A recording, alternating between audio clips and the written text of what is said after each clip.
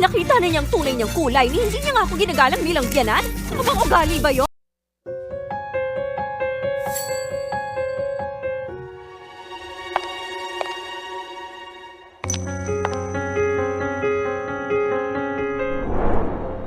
Pinag-isa ang dalawang pamilya, isang tipang nabuo, pinagpalang habang buhay. Ang perpektong tambalan. Hindi ba't ito ang pamana na jade bracelet ng mga Parker? Nagpadala pa sila ng espesyal na family heirloom bilang regalo.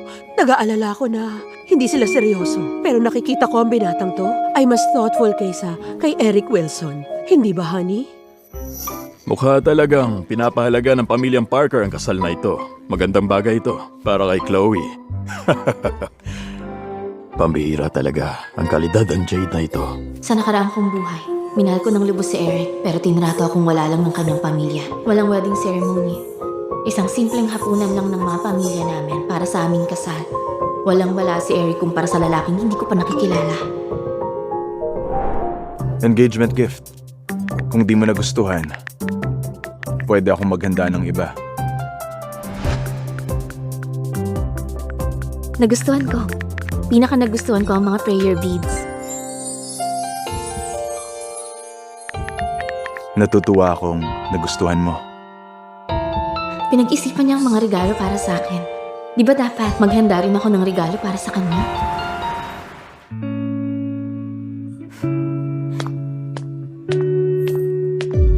Chloe Green? Anong ginagawa mo rito? Nalaman mo bang bumibili ako ng alahas para kay Olivia? At inabangan mo ako dito? Hoy, Chloe! Kinakausap kita! Personal na pumili si Miss Green ng mga cufflink at suit para sa kanyang fiancé. Chloe, alam mo bang nakakainis ka na? Ayoko nga pakasalan ka! Kahit anong gawin mo, hindi magbabago ang isip ko. Itong mga letters, initials ko ang mga to, hindi ba? Chloe, ilang beses ko bang sasabihin sa'yo na ayoko ng mga engraved cufflink? Hindi ka ba talaga nakikinig? Ibalik mo sa akin yan. Ang cufflink na ito. Eric, ang ganda ng chipaw na yun, oh. Ano? Gusto mo? Ipapasadya ko yan para lang sa'yo. Pero yan ang gusto kong isuot mamayang gabi kapag pumunta tayo sa concert. Ah, sige. Kahit anong gusto mo. Ayusin mo agad ang chipaw na to sa sukat ni Olivia at huwag mong i-delay ang plano namin sa concert mamayang gabi. Eric Wilson, engagement dress ko yan. Wala akong oras para sa engagement party ng pamilya mo. Wala ka namang pagkakataong isuot ang engagement dress. Tsaka alam mo, sa tingin ko, mas maganda tingnan si Olivia sa chipaw kaysa sa'yo. Naku po, Eric, kung ayaw itong ibigay ni Miss Chloe, ayos lang. Total, ang ganitong kaeleganteng chipaw, hindi para sa isang hamak na tulad ko. Walang kwenta. Ang babaeng mahal ko, hindi pwedeng hindi mahalaga. Si Chloe Green, karaniwang tao lang siya. Kung di dahil sa pangalan ng kanyang pamilya. Anong tinatayo-tayo mo dyan? Kunin mo at ayusin ang chipaw! Gustong-gusto ni Miss Olivia. O di kanya na lang. Mabait ka kaya pagkatapos ng kasal? Papayag akong mag-dinner ng isang beses sa isang buwan. Kasal? Eric, sa ating nakaraang buhay, nagpanggap kang marangal at pinaniwala mo kung iba ka sa mga taong ang pakialam lang ay kayamanan at status. Sinamantala mo ang nararamdaman ko para saktan ako. Ngayon naiintindihan ko na simula pa lang, tinatago mo lang ang insecurity mo. Eric, paano ka nakakasiguro na ikaw ang papakasalan ko? Hinahabol mo na ako simula bata pa tayo. Bawat birthday wish mo ang pakasalan ako. Ngayon sa wakas, 20 anyos ka na. Kaya mo bang magpakasal sa iba? Uy, Eric, napakataas na ng katayuan ngayon ng pamilyang Green. Pinag-aagawan siya ng mga heir sa Capital Circle. Kahit pa magagawa ng lahat ng mayamang lalaki sa mundo, ako pa rin ang pakakasalan niya. Naayos na po ang damit as requested. Makinig ka sa akin. Sasabihin ko sa iyo ni isa pang beses. Mas gusto ko ang mga square na cufflink. Ayoko ng mga pabilog. At ayoko rin ng mga engraving. Pwede bang gamitin mo ang utak mo kapag nagbibigay ka ng regalo? Tara na. Miss Green, engagement dress niyo po yun. Tinatapo ng mga lumang damit. Mag-design ka ng bagong engagement dress ko. Yung cufflinks naman, wag mo siyang pansinin. Hindi siya ang groom. Wala siyang karapatang makialam. Cheers!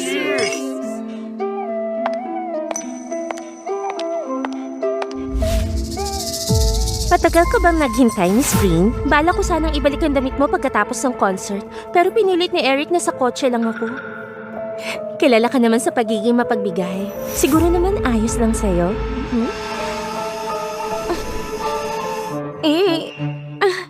Ilang beses kaya nilang ginawa? Ang tapang ng amoy. Punit-punit pa to. Harap-harapan siyang pinoprovoke. Pero kalmado si Chloe. Talagang baliw na baliw siya kay Eric. Anong silbi ng pagmamahal niya? Si Olivia lang mahal ni Sir Ang Wilson. nag-iisang anak ng pamilyang Green. Pinipilit yung sarili niya kay Eric. Gusto ko. Malapit na magpalit ng pangalan ng negosyo nila sa Wilson. Waiter, kunin mo to. Itapon mo. Basura lang yan.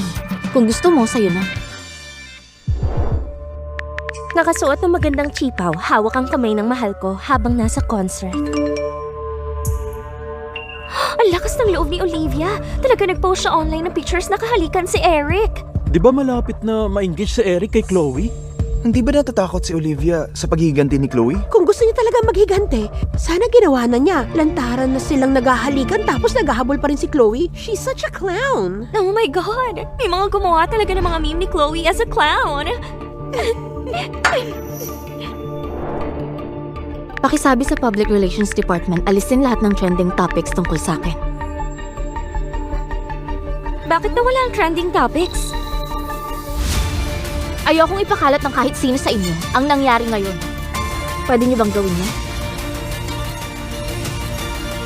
Good. Engagement party. Masaya ako para sa inyo. Salamat. Chloe Green, humingi ka ng tawad kay Olivia ngayon din. Kung hindi ako papayag na ma-engage sa'yo. Anong kasalanan ko rito? Isa lang ang pinost ni Olivia sa social media kahapon. Kailangan mo ba talagang ipasuspend ang social media accounts niya? Alam mo, nagsisimula siya ng career sa media. Sinisira mo ang trabaho niya. Pinabura ko lang naman ang mga post tungkol sa akin. Puro ka palusot ah. Bukod sa'yo, Chloe, sino pa kayang gawin yon? Ang sabihin mo, nagsiselos ka. Ako? Nagsiselos sa kanya? Siyempre hindi siyang may gawa nun. Ako mismo nagsuspinde ng mga account ko. Desidido akong turuan si Chloe ng leksyon. Hindi pa nga kayo kasal ng anak ko. Sumusuway ka na ngayon, Chloe. Ganito ka ba pinalaki ng pamilya mo? Nag-iiskandalo kayo sa engagement party ko. Ganito ba ang magandang asal? Kahit na ayaw namin sa spoiled na babaeng kagaya mo, dahil nakikita ko kung gaano ka kadesperada na pakasalan ng anak ko, pagbibigyan pa rin namin ang gusto mo. Pero, meron kaming mga kondisyon. Ang dowry mo ay dapat lumagpas sa 50% ng kabuuang ari-arian ng pamilya mo! 50%? 50%? Ang kapal ng mukha mo. Kung hindi ka lang sana sobrang obsessed na makasal sa akin, kami sana ni Olivia may engage ngayon. Ibibigay ko ang dowry mo kay Olivia bilang compensation. Ganyan kalaki ang utang mo sa kanya. Kung gagawin mo ang sinabi ko, baka pumayag na ako ma-engage sa'yo. Isa pa, gusto ko ng guarantee mo na pagkatapos ng kasal, hindi mo kukwestiyonin ang mga desisyon ko at hindi ka na makakabalik sa pamilya mo. Dapat kang manatili sa amin, maglingkod sa mga magulang ko at alagaan kami ni Olivia. Pirmahan mo na.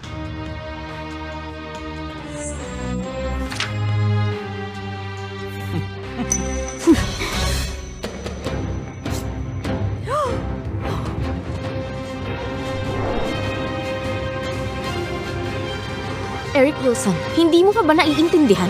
Hindi ako Naging abala ka sa paghahanda para sa engagement party.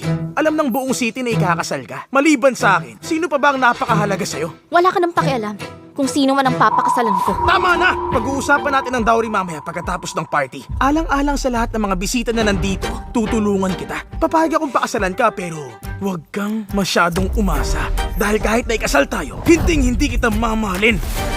Eric Wilson, bago ka pumasok, hindi mo ba na kung sino ang groom? Drama wave. Mr. Parker! Kailangan pa bang tingnan? Malamang pangalan ng anak kong si Eric ang nakalagay dyan. Bilisan mo't magpalit ka na ng damit, magsuot ka ng green. Family event ngayon ng pamilyang Wilson. Kami lang ni Olivia ang pwedeng magsuot ng pula. Palalampasin ko to dahil nakatatanda ka. Kung nandito kayo bilang bisita, umupo kayo at manahimik. Kung hindi, lumayas na kayong tatlo. Ang lakas ng loob mong paalisin ako! Tawagin mo mga magulang mo para humingi ng tawad! Gusto kong makita kung anong klaseng pamilya nagpalaki na may ganyang kasamang ugali! Hindi kayo deserve makilala ng mga magulang ko. Tingnan yung lahat. Noong Noon, habol ng habol si Chloe sa anak ko. Sumulat siya ng daan-daang love letter. Umiiyak at nagmamakaawa na pakasalan pero ngayon engaged na sila. Pinakita na niyang tunay niyang kulay ni hindi niya nga ako ginagalang bilang biyanan. Ano bang ugali ba yon? Miss Green, ito ba ang magiging biyanan mo? Pinagsasabihan ka ba niya? Mr. Wilson, totoo ba na handang ilipat ni Miss Green ang 50% ng ari-arian nila sa'yo para pakasalan ka? Oo, tama yun. Kung hindi sa kanilang generosity, hindi ko maiisip na pakasalan siya. Miss Green, handa kang isuko ang 50% ng iyong kumpanya